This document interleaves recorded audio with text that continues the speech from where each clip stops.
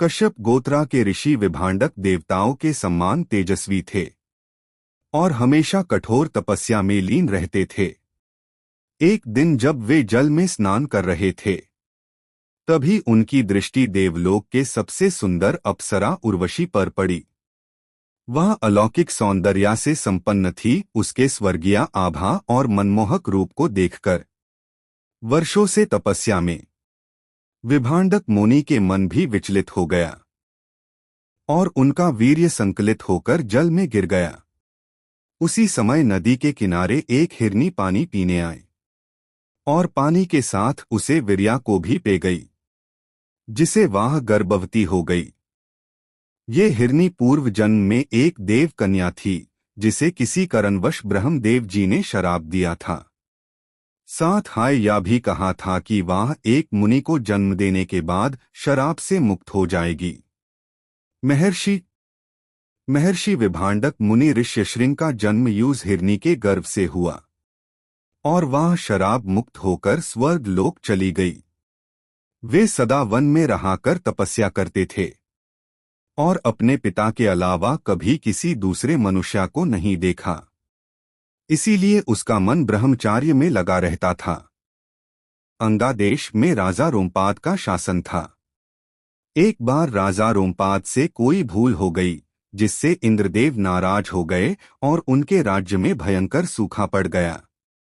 कई वर्षों तक वर्षा नहीं हुई, जिससे प्रजा त्राहि करने लगी। राजा ने विद्वानों और ब्राह्मणों से उपाय पूछा। तब विद्वानों ने बताया, हे राजन, यदि विभांडक ऋषि के पुत्र ऋष्यशृंग, जो पूर्ण ब्रह्मचारी हैं और जिन्होंने आज तक किसी स्त्री का मुख नहीं देखा है, आपके राज्य में अपने चरण रख दें तो निश्चित ही वर्षा होगी। 3 ऋषि को लाने की योजना। समस्या यह थी कि ऋषि विभांडक बहुत क्रोधी स्वभाव के थे, इसलिए उनके डर से कोई भी वन में जाने को तैयार नहीं था। अंत में राज्य की कुछ चतुर गणिकाओं, दासियों ने यह बीड़ा उठाया। वे वन में गईं और उस समय का इंतजार करने लगीं जब ऋषि विभांडक आश्रम से बाहर हों। यूज गणिका अपनी सुंदर रूप वाह पुत्री को ऋष्यशृंग के पास भेजा। उसके पुत्री ने वहां जाकर इनको प्रेम भरी दृष्टि से देखा और मधुर स्वर में बैठन करने लगी। ऋष्यशृंग ने अपने पिता के अलावा कभी भी किसी को नहीं देखा था।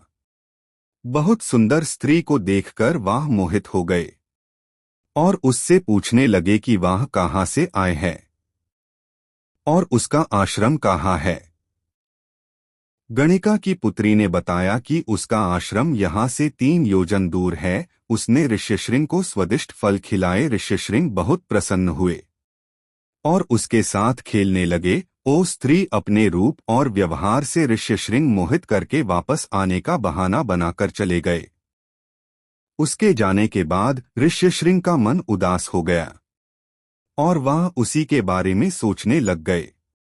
कुछ समय बाद विभांडक मुनि आश्रम पहुंचे और ऋष्यशृंग को चिंतित देकर उसके उदासी का कारण पूछने लगे। ऋष्यशृंग ने बताया कि वह काफी सुंदर ब्रह्मचारी आए थे। मैं उनके साथ उनके आश्रम में तपस्या करना चाहता हूँ। बेटा की सुनकर विभांडक मुनि को लगा कि यह देवताओं का कोई खेल है, जो तपस्वियों की तपस्या भांग करते हैं। उन्होंने अपने पुत्र से कहा कि बेटा, देवताओं वे थे, तुम उनके बाटों में मत आना।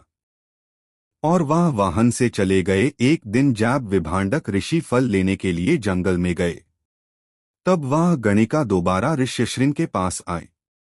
यूं देखते ऋष्यशृंग खुश हो गए और बोले, पिताजी के लौटाने से पहले हम यहाँ से आपके आश्रम में चल पड़ते हैं।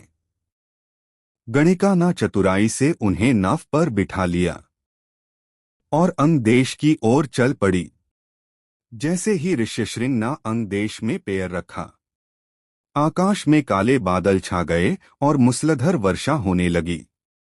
सारा संसार जल से भर गया। राजन लूमपद की कामना पूरी हुई। उन्होंने प्रसन्न होकर अपने पुत्री शांता का विवाह ऋष्यशृंग के साथ कर दिया।